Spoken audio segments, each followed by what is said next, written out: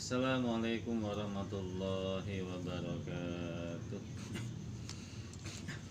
Alhamdulillahirabbil alamin hamdan yafi ni'amahu wa yakafi mazida rabbana lakal hamdu wa lakal syukru kama yanbaghi li jalali wajhikal karim wa adhimi sultan. Allahumma shalli ala sayyidina Muhammad wa ala ali sayyidina Muhammad wa ashabihi amma ba'du. Pada sahabat YouTuber semuanya, kita panjatkan puji kepada Allah Subhanahu wa taala dan selawat salam kepada Rasulullah SAW. Pada kesempatan kali ini saya akan membagikan beberapa pengalaman yang mungkin harapannya menjadi pengetahuan yang bermanfaat bagi netizen seluruhnya. Itu berkenaan tentang eksistensi yang selama ini manusia itu sering dibicarakan, seperti Nyoro Kidul, Raden Surya Kencana, Raden Wijaya, Dewi Lanjar, Sabdo Palon, Segitiga Bermuda, Syekh Abu Yusuf, Raja Azrak, dan lain-lain. Nah, itu semuanya akrab di telinga masyarakat Indonesia, apalagi Nyoro Kidul ya. Semua rakyat Indonesia mungkin tahu tentang hal tersebut. Tapi ada beberapa hal yang mereka tidak ketahui. Nah, saya tidak akan menceritakan sejarah mereka karena sudah banyak ya, bisa didapatkan di YouTube dan bisa browsing. Yang akan saya ceritakan adalah eksistensinya atau perwujudannya, apa mereka gitu ya. Dan ya, perwujudan mereka itu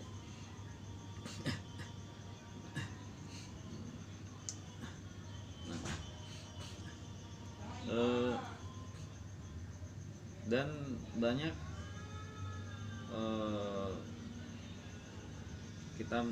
banyak orang menyangka kalau mendengar mereka itu, mereka seakan itu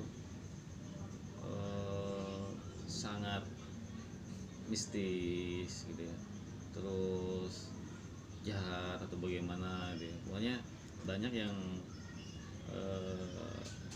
diterima image oleh masyarakat itu image negatif. Saya akan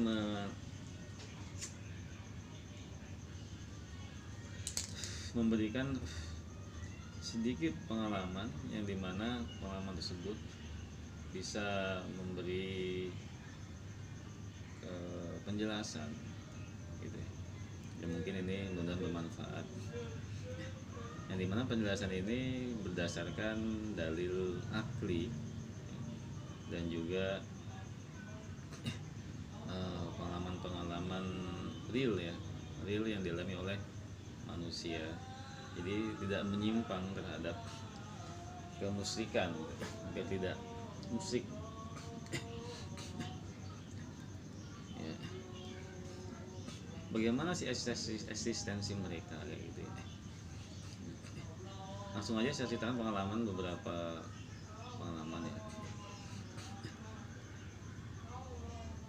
Ya, saya dulu pernah bicara dengan tetangga saya di Cianjur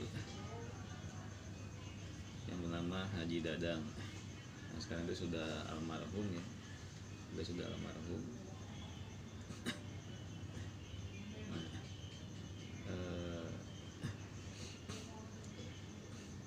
beliau seorang ya lumayan punya sawah luas. Nah, sawahnya sekarang itu dibeli oleh kiai ya, Pak Kiai saya yang di Al-Ittihad. Nah, semasa beliau masih hidup itu sering sharing dengan saya. Pas saya pulang mengajar, beliau manggil saya, terus kita ngobrol, sharing. Nah, pada suatu waktu beliau menceritakan begini, Tat, saya itu sebenarnya punya adik ya, punya adik. Adik saya itu lahir langsung hilang. Adik saya lahir langsung menghilang. Tapi terdengar suara tangisan dulu, lahir nangis lalu menghilang. Nah, setelah beberapa tahun kemudian, entah saya lupa beberapa tahun kemudian, apakah 3, 5 atau 7 ya, penting beberapa tahun kemudian, bundanya sudah wafat ya. Lalu datanglah adik ini ke Haji Dadang tersebut dan berkata, Kak, saya itu adik kamu, tapi kita beda alam.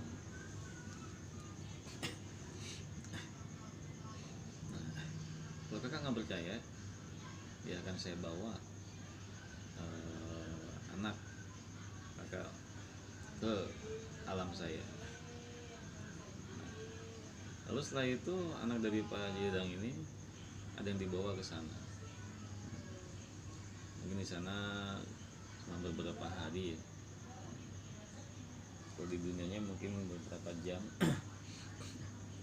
Nah, setelah anak itu kembali, lalu dia bercerita terhadap keluarganya bahwa saya dibawa sama paman ke negaranya. Ya di sana paman jadi raja ya, raja penguasa Gunung Emas ya, yang di Bogor ya, Gunung Emas yang di Bogor. Kalau nggak salah, kalau saya nggak salah namanya itu Raden Wijaya ya. Nah di sana paman itu pakai jubah, pakai sorban, pakai peci gitu ya, dan punya istana besar juga. Nah menceritakan seperti itu. Nah, itu satu tanda ya.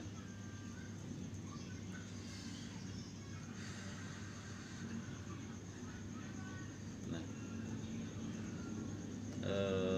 lalu Haji Dadang tersebut menceritakan panjang lebar tentang adiknya yang hilang lalu menjadi raja penguasa Gunung Emas ini.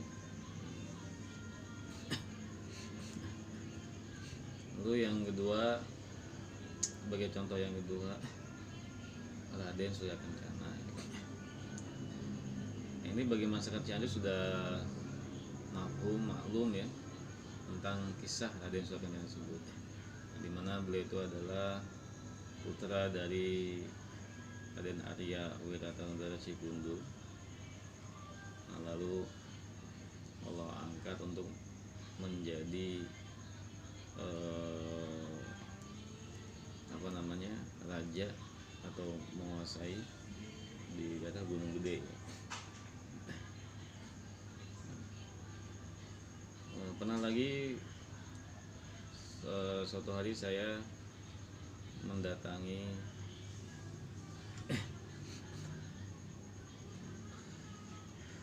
seorang guru ya, seorang guru. Ketika itu beliau sedang batuk. Lalu saya tanya, oh iya sakit? Kata beliau, iya. Sakit kenapa? Ini habis menyelesaikan jadi ada orang ya, dulunya dia mungkin salah jalan, lalu ingin kekayaan, tapi caranya dengan pesugihan monyet. Nah setelah dia sadar, lalu dia tobat, lalu dia ingin melepas pesugihan tersebut, yang dimana raja dari monyet ini kan tidak melepas begitu saja, karena perjanjiannya itu dia harus ikut dengan raja ini, lalu mendatangi seorang guru tersebut, dan guru tersebut melepaskan. Nah ketika melepaskan, beliau mulai ritual, lalu datanglah raja monyet ini, berperanglah guru tersebut dengan raja monyet ini. Guru tersebut kalah, jatuh sakit dan batuk, tapi terus mengucapkan subhanallah alhamdulillah la ilaha illallah, subhanallah alhamdulillah la ilaha illallah. Lalu raja monyet ini menjadi kaget dan akhirnya bertanya, wah, kamu menyebut nama itu? Iya, ini Tuhan saya. Lalu raja monyet tadi juga mengatakan, itu juga Tuhan saya. Lalu seorang guru tersebut bertanya, kalau itu Allah Tuhan kamu, kenapa engkau menyisahkan manusia? Lalu raja monyet tersebut menjawab, yang menyuruh saya untuk menyesatkan mereka itu juga Allah juga. Jadi manusia dengan tidak punya iman atau iman yang lemah datang ke saya untuk beberapa permintaan, lalu saya memberikan dengan persyaratan, itu juga Allah yang memerintahkannya agar menjadi fitnah bagi manusia yang tidak mempunyai iman.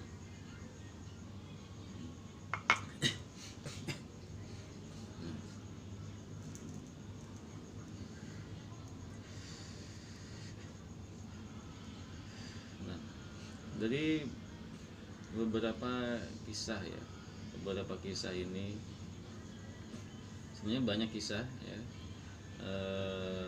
Jadi sementara ini beberapa kisah tersebut sebenarnya kisahnya banyak ya.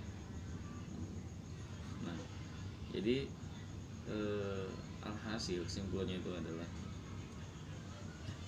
bahwa raja-raja jin yang menguasai beberapa daerah, raja selatan, Kidul, utara Dewi Lanjar, dan di daerah lain ya, itu semuanya adalah muslim, termasuk Nyi Kidul. Karena guru saya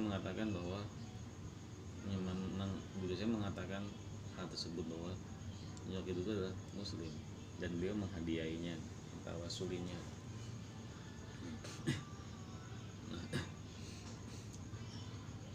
Jadi tidak mungkin Allah memberi suatu kuasa wilayah kepada yang tidak muslim, tidak mungkin. Nah, semua penguasa adalah muslim. Adapun cerita yang beredar di masyarakat bahwa yang negatif itu ya, itu merupakan suatu fitnah ya, suatu fitnah yang dimana menjadikan hati itu menjadi memuja mereka. Nah ini yang salah,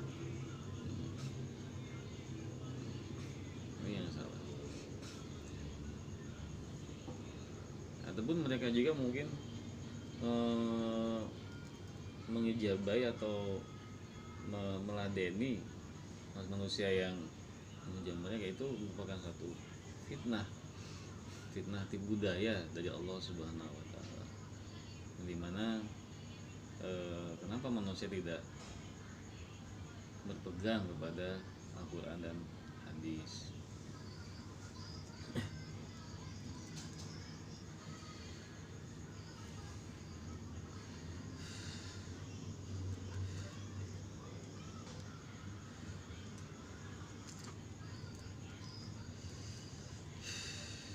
Ada satu kisah lagi yang akan saya ceritakan. Ini sumbernya juga sangat jelas ya, karena itu merupakan ponakan bapak saya sendiri. Ini bukan orang lain, ponakan bapak saya sendiri. Apa kisahnya? Itu namanya saya lupa ya. Mungkin nanti akan saya ungkapkan di lain kesempatan. Saya tanya bapak saya dulu gitu. Namanya saya lupa.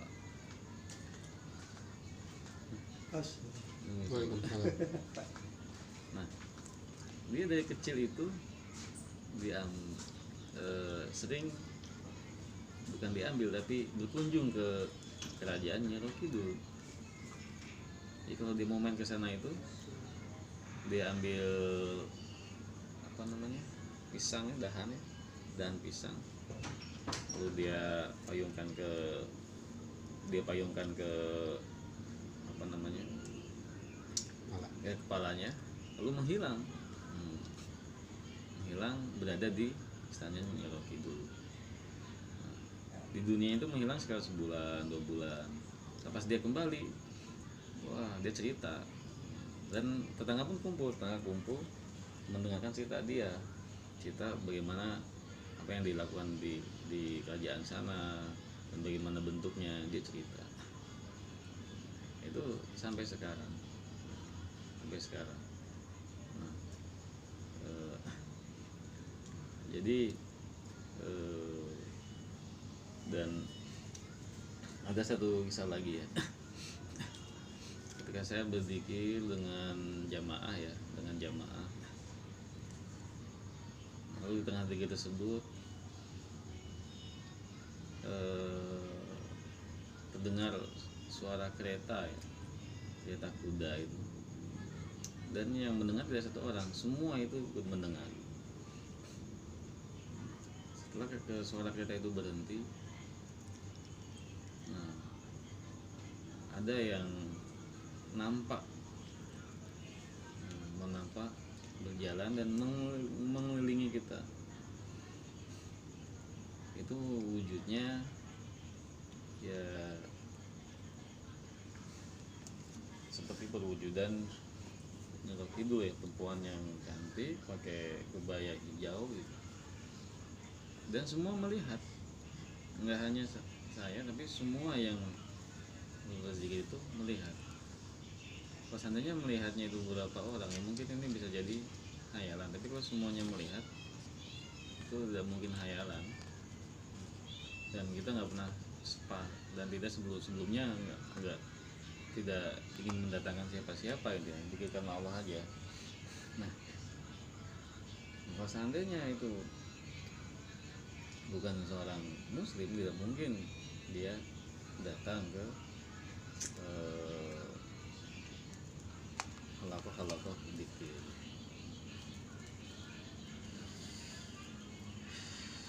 Jadi yang kesimpulan dari pengalaman ini yang saya ingin sampaikan kepada masyarakat luas itu adalah ya, bahwa seluruh penguasa jin yang menguasai wilayah itu kan semuanya muslim.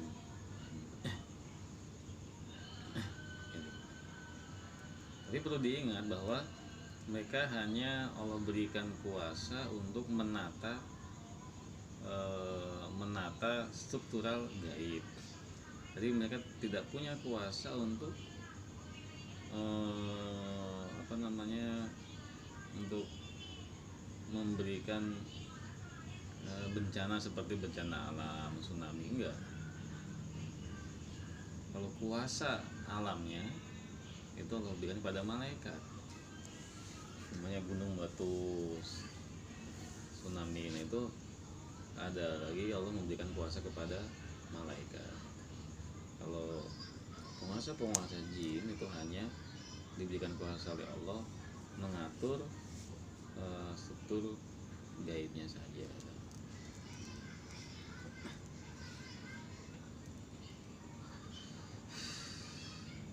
Nah, nasihatnya itu ya, nasihatnya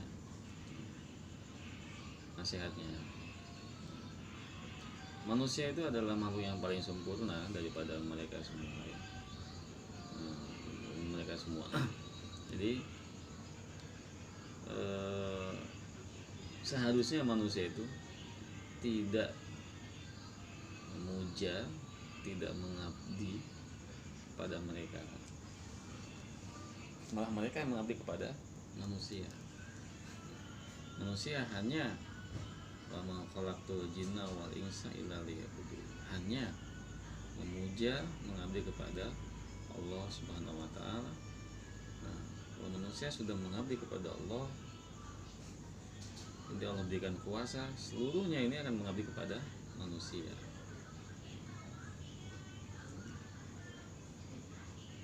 Mungkin ada pertanyaan?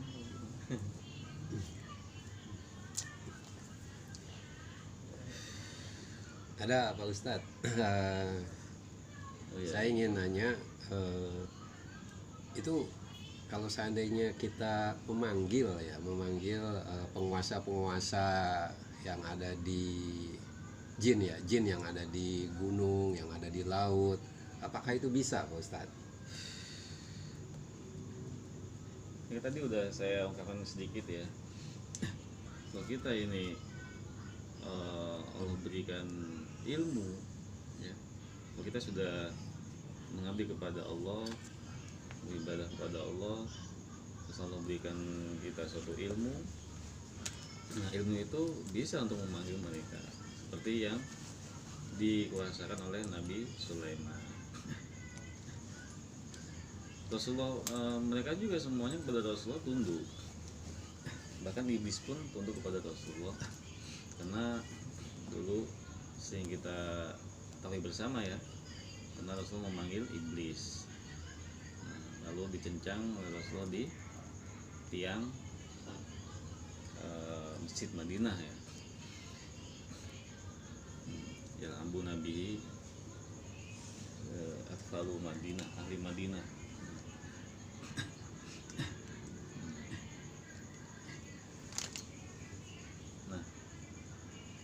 Sampai siang itu iblis dikencang di tiang Madinah. Nah, lalu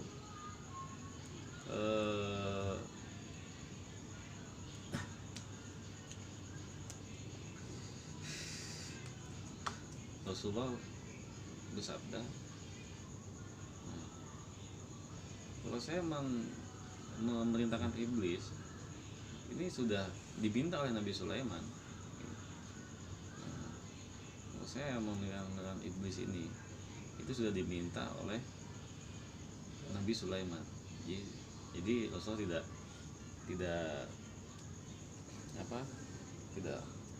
memerintahkan iblis seperti Nabi Sulaiman memerintahkan pada iblis. Nah, ini satu ya tanda juga bahwa seluruh itu tunduk pada umat Rasulullah SAW.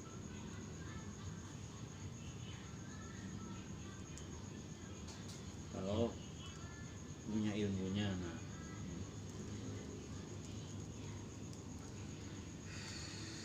Nah, pertanyaan lagi Pak Ustadz. Oh, iya. Nah, itu bagaimana untuk mempelajari ilmunya Pak Ustadz? Apakah kita bisa pelajari sendiri atau memang harus berguru dulu gitu? Emang ada sanad ya, ada sanad dalam ilmu tersebut. Mungkin nanti akan dalam season yang berbeda ya, tidak dalam kesempatan ini membuka aja. Nah, maksudnya yang ingin saya perkuat saya perjelas itu bahwa kalau manusia ingin menentukan mereka gitu ya, itu nggak usah melakukan suatu ritual-ritual yang di luar Islam, umpamanya bersemedi 1 minggu di pinggir pantai atau semedi di gunung untuk mendatangkan mereka. Itu tidak perlu dilakukan. Cukup yang dilakukan yaitu menyembah kepada Allah mukhlishina lahuddin. Nah, kalau Allah berikan kemampuan orang ini suatu kelebihan, nanti juga mereka akan tundukkan oleh Allah, tundukkan semua kepada orang muslim. Jadi nggak perlu mengadakan ritual-ritual untuk mendatangkan mereka atau untuk menundukkan mereka, karena pada intinya mereka itu tunduk kepada manusia. Kalau manusia tunduk kepada mereka, mereka akan senang, bukan senang ya, akan apa ya, tadi memanfaatkan ketundukan itu sehingga menggadaikan iman tadi. Nah, itu yang berbahaya itu.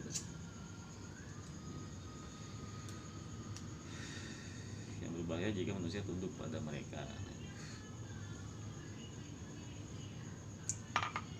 Jadi walaupun penguasa-penguasa jin ini muslim, itu tergantung manusia yang berhubungannya berarti ya Ustadz ya. Iya. Kalau yang berhubungannya itu musyrik ya, pasti akan jadi musyrik terus gitu manusianya. Karena mereka mengayomi aja gitu. Oh, itu Allah perintahkan kepada mereka untuk mengayomi, itu jadi fitnah buat iman para muslim gitu. Namanya seharusnya dibalik, mengabdinya kepada Allah, tunduk kepada Allah, nanti mereka akan Allah tundukkan. Nah, ini biar apa ya, biar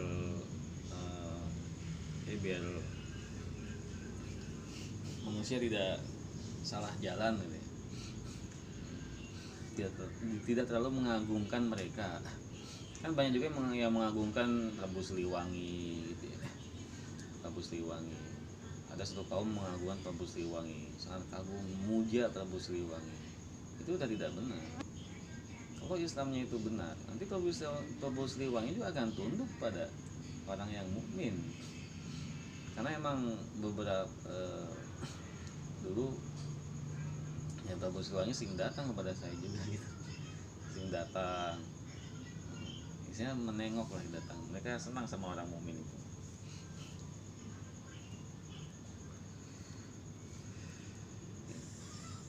Karena di negara kita ini, Indonesia ya, banyak sekali keyakinan yang memuja kepada mereka. Nah, itu yang salahnya sih. Ini yang pengen dibenarkan sebetulnya. Terus kesannya angker gitu. Wah, itu angker, terus jahat gitu, atau padahal nggak seperti itu.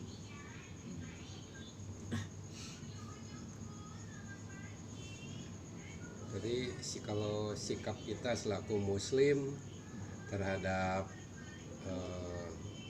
penguasa-penguasa ya seperti di Gunung Kawi, ya di Gunung Gede, ya di Laut Selatan, nah itu kita harus bersikap. Gunung Kemukus ya Kemukus ya, mungkin banyak lagi yang lainnya lah ya, Alas Purwo, Alas Purwo dan lain-lainnya lah ya. Itu pasti kan dikuasai oleh raja-raja jin ya. Iya. Nah itu kita selaku muslim berarti tetap kita harus berpegang teguh pada iman kita. Iya. Tentunya kepada Allah, mereka itu makhluk Allah, Allah beri kuasa untuk wilayah situ. Nah, kalau Allah beri kita kuasa, ya mereka tunduk sama kita. Nah, dan semuanya itu, dan semua seluruh dunia itu, raja-rajanya itu punya link terpusat di kerajaan Azrak yang terletak di Laut Syria. Apa tuh? Laut Hitam apa? Laut Syria. Ya, itu. Ada kerajaan Azrak, itu kerajaan jin muslim terbesar sedunia, dan seluruh raja-raja jin dunia, jin-jin wilayah itu semuanya di bawah Azrak. Ini mana rajanya yang bernama Syekh Abu Yusuf. Berarti ada pusat kerajaannya juga ternyata di dunia ini ya. Termasuk dukun-dukun tuh mempergunakan ilmu-ilmu santet ya. Itu raja jinnya semuanya beradanya di Azrak. Ya. berarti santet ini juga bisa kita tangkal dengan keimanan kita sebenarnya, Ustaz. Ya, dan iman dan ilmu juga. Ya, ini ilmunya ini nih Pak Ustadz nih, kayaknya di tahap kedua nih kita harus live lagi nanti ya.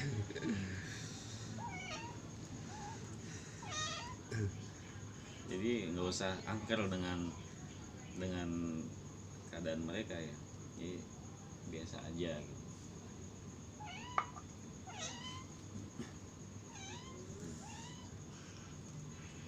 Oke, saudara-saudaraku, sebangsa dan setanah air. Ya, pakai mana aja gitu. Ya, saudara-saudaraku, sebangsa dan setanah air, ya ternyata ya ini ya hasil diskusi saya ya, atau tanya jawab lah dengan Pak Ustadz ya. Beliau adalah pernah mengajar di pesantren Al Ittihad ya, dan banyak juga ya untuk ya mengobati masalah masyarakat yang punya penyakit kebatinan ya, atau berurusan dengan hal-hal gaib lah ya. Itu tadi sudah dijelaskan, ternyata santet pun ya, atau dukun-dukun pun memanfaatkan juga jin-jin penguasa yang ada di wilayah-wilayah gunung dan lautan ya. Ya ternyata di Islam pun ada ilmunya kalau seandainya kita memperdalam ke arah sana. Dan nanti kita akan lanjut lagi ke sesi kedua ya. Mungkin ini sesi pertama adalah hanya menjelaskan bagaimana sih kerajaan-kerajaan gaib itu ya, atau kerajaan-kerajaan jin itu ya, dan bagaimana kita menyikapinya ya, dan jangan sampai kita terjerumus merasa dia yang lebih hebat dari kita, padahal manusialah yang lebih sempurna gitu, diciptakan oleh Allah gitu. Jadi seharusnya mereka lah yang mengikuti kita, bukan kita mengikuti mereka. Jadi kerajaan-kerajaan jin itu ya, kalau di hasil ulasan Pak Ustadz tadi, tergantung dari niat kita. Kalau niat kita musyrik ya mereka terima aja terus gitu, jadi kemusyrikan kita ya. Tapi kalau kita dengan iman dan takwa ya, mereka pun akan terima iman dan takwa kita ya, karena mereka pun juga muslim ya. Mungkin itu sudah sesuatu yang ditakdirkannya seperti itu mungkin ya, kehidupan di dunia ini antara manusia dan jin mungkin ya Pak Ustadz. Sunatullah.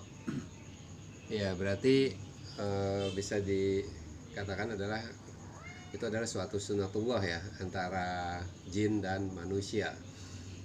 Mungkin ada lagi ya Pak Ustadz untuk pengenalan ke saudara-saudara kita semua ini, biar paham ya.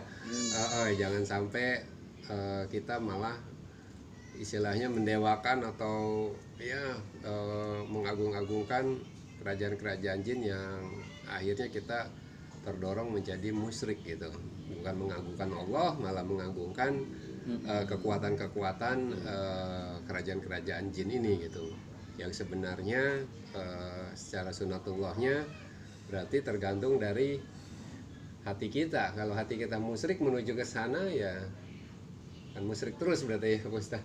Enggak, bukan gimana Pak Ustaz? Enggak, jadi bukan gantung hati, enggak. Jadi yang wajib dilakukan manusia itu ya hanya menyembah Allah saja, mengagungkan, memuja. Nah, ini masalah Allah beri kemampuan atau tidak, itu asalnya Allah beri kemampuan beda-beda gitu. Oh iya. Kalau beri kemampuan ya mereka itu akan tunduk sendiri. Oke Pak Ustadz, mungkin untuk saudara-saudaraku, kalau seandainya ada pertanyaan boleh komen ya di kolom komentar ya. Ada pertanyaan nanti bisa kita kumpas lagi ya, pertanyaan-pertanyaan dari saudara-saudara sekalian ya. Mungkin cukup di sini dulu ya Pak Ustadz ya, karena sudah cukup lama pembahasannya. Kita tunggu nanti bagian keduanya ya, part kedua ya. Part kedua apa nanti Pak Ustadz? membahas nanti- yang nanti aja di ya nanti ada bagian kedua ya, membahas rahasia gaib ini ya, biar kita semua paham ya. Memang kita hidup berdampingan dengan yang jelas jin dan manusia itu Allah ciptakan untuk menyembah kepada ya, untuk menyembah kepada Allah ya. Jadi sudah jelas tuntunannya ya. Itu aja saudara-saudara sekalian ya. Sampai di sini dulu aja ya Ustadz, kita tutup dulu pembahasannya. Kita tunggu part kedua ya, pembahasan mengenai dunia gaib ya, antara manusia dan dunia gaib ya, dan kerajaan-kerajaan jin. Assalamualaikum warahmatullahi wabarakatuh ya. Semoga kita semua selalu dalam lindungan Allah Subhanahu wa taala. Amin ya rabbal alamin. Assalamualaikum. Bye bye.